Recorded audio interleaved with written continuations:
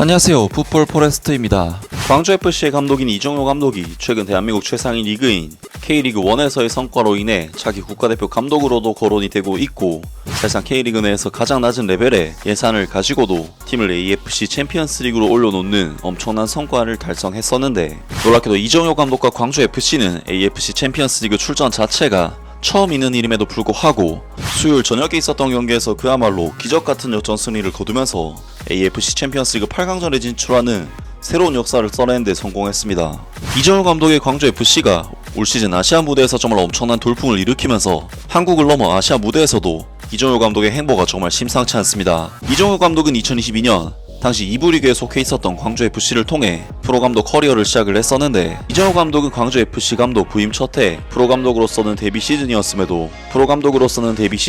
불구하고 막강한 공격력을 보여주면서 K리그2 우승을 차지해 1부 리그로 승격을 달성했고, 놀랍게도 승격팀으로서 참가한 2023 K리그1에서는 울산, 포항에 이어 리그 3위를 차지하는 정말 엄청난 대파란을 일으키면서 이번 시즌에 개편된 AFC 챔피언스 리그 엘리트에 출전을 할 수가 있었습니다. 사실 광주FC로서는 자금력에 한계가 있었기 때문에 팀 창단 10년 동안 단 한 번도 1부 리그 상위권에 이름을 올린 적이 없었고, 당연히 챔피언스 리그 출전 자체가 구단 역사상 최초로 있는 일이기 때문에 2부 리그 우승부터 AFC 챔피언스 리그 진출까지 이뤄낸 이정효 감독의 업적을 많은 팬들이 인정하고 있는 상황인데, 놀랍게도 광주FC는 지난 9월에 있었던 2024-25 시즌 AFC 챔피언스 리그 엘리트 리그 페이지 1차전에서 일본의 명문 구단이자 빅클럽인 요코하마 F 마리노스를 7대3으로 박살내버리는 대사건을 일으키면서 한국과 일본의 많은 축구 팬들을 그야말로 충격의 도가니로 빠뜨렸었는데요. 그리고 광주FC는 이어진 2024-25 시즌 AFC 챔피언스 리그 엘리트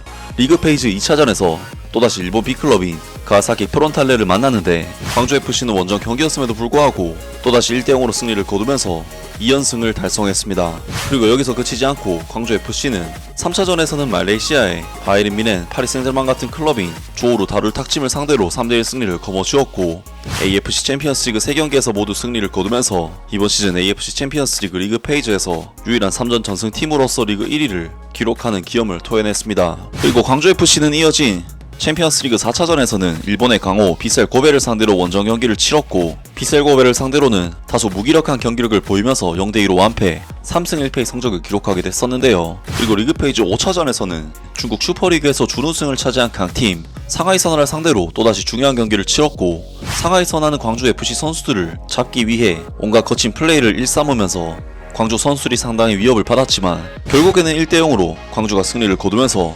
광주FC는 AFC 챔피언스리그 4승째를 달성하는 정말 놀라운 결과를 얻어냈었습니다. 그리고 광주FC는 리그 페이지 6차전 상하이 상강과의 원정 경기에서는 무승부를 거두면서 또다시 만족스러운 성적을 거뒀고, 7차전 중국 클럽인 산둥 타이산과의 원정 경기는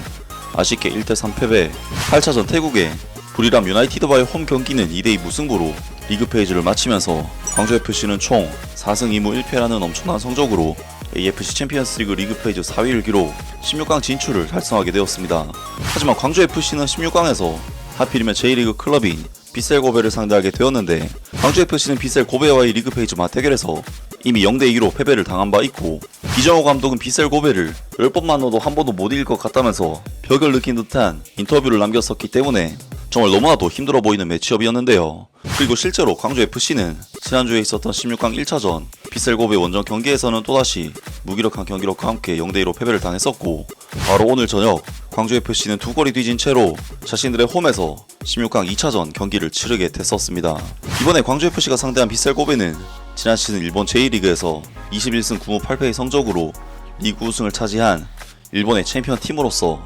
명실상부 일본 최강의 지위를 가지고 있는 일본의 대표 클럽이긴 하지만,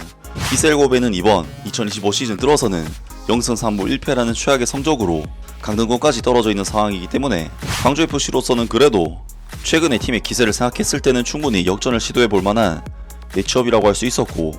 홈 경기에서 강한 광주FC로서는 정말 모든 것을 걸어야 하는 경기라고 할 수가 있었는데요. 때문에 광주FC의 이정효 감독은 이번 경기에서 야시르 아사니 선수를 처음부터 기용하는 등 핵심 주전급 선수들을 구성해 이번 경기에 나섰는데, 비셀 고베 또한 주전급 라인업을 구성해서 나왔기 때문에 광주에게는 결코 쉽지 않은 경기라고 할 수가 있었습니다. 그리고 이번 경기에서 광주FC는 실제로 경기가 시작되자 비셀 고베를 상대로 처음부터 타이트하게 라인을 올려서 전방 압박을 통해 빗셀고베를 정말 숨도 못 쉬게 만들었는데 이정효 감독의 지시를 받은 광주의 선수들은 조직적인 압박을 통해 정말 혼신의 힘을 다해 뛰면서 빗셀고베를 정신없게 만들었는데요. 때문에 광주FC는 빗셀고베와의 이번 경기에서 슈팅 숫자는 21대 16, 유효슈팅 숫자는 무려 9대 1, 볼점률 수치 면에서는 6대 4로 앞서는 등 그야말로 모든 면에서 빗셀고베를 압도하고 압살하는 경기력을 보여줬는데, 물론 아무리 원정 경기였다곤 하지만 사실상 빗셀고베에게 큰 힘을 쓰지 못했던 광주FC로서는 정말 엄청난 대반전 경기력을 보여줬다고 할 수가 있었습니다. 그리고 이러한 양상의 경기는 사실 가장 중요한 득점이 터지지 않는다면 광주 입장에서도 말릴 수밖에 없는 경기지만, 놀랍게도 광주FC는 전반전 18분 만에 박정희 선수가 선제 득점을 터뜨리면서 전반전을 1대 0의 스코어로 마칠 수가 있었는데요. 그리고 후반전에도 광주FC는 계속해서 빗셀고베를 몰아붙이면서 압도적인 경기력을 보였고 추가골을 노렸는데, 광주FC는 결국 85분 에이스인 야시르 아사니 선수가 추가골을 터뜨리면서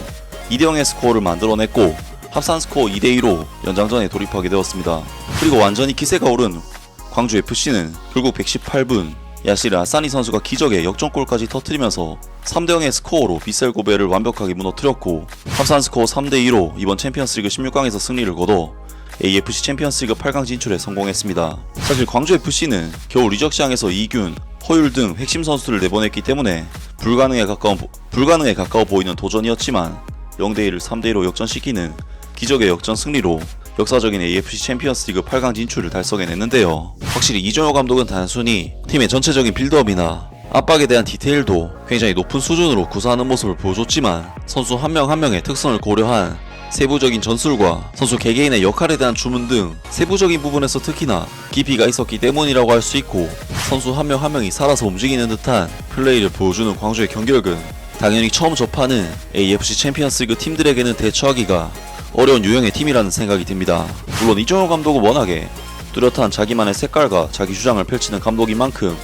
간혹 인터뷰에서 투머치한 태도로 논란이 되기도 하는데, 적어도 자신만의 소신을 가지고 자신이 원하는 경기를 하겠다는 의지만큼은 정말 머리 끝까지 차있는 감독이고, 전술적인 부분에 있어서도 기존의 한국 감독들과는 차별화된 디테일한 빌드업과 유기적이고 다양한 공격 전개를 보여주는 감독인 만큼 만약 선수단이 잘 갖춰진 대한민국 대표팀에 부임을 한다면 어떤 모습일까 하는 궁금증을 많은 팬들이 실제로 가지고 있는데요. 물론 이정효 감독은 프로에서 이제 3년차인 감독이기 때문에 아직까지도 완전히 검증된 감독은 아니긴 하지만, 반대로 이야기하면 3년 만에 이렇게 많은 것을 보여준 감독이 5년, 10년이 지나면 어떤 감독으로 성장할지도 참으로 기대가 되고, 제 개인적으로는 대한민국 대표팀 감독으로 언젠가 한 번쯤은 이정효 감독이 와서 좋은 선수들을 가지고 자신의 축구를 한번 제대로 펼쳐보았으면 좋겠습니다. 아무튼 오늘 영상은 여기까지고요. 영상 재밌게 보셨다면 구독과 좋아요 그리고 댓글 부탁드립니다.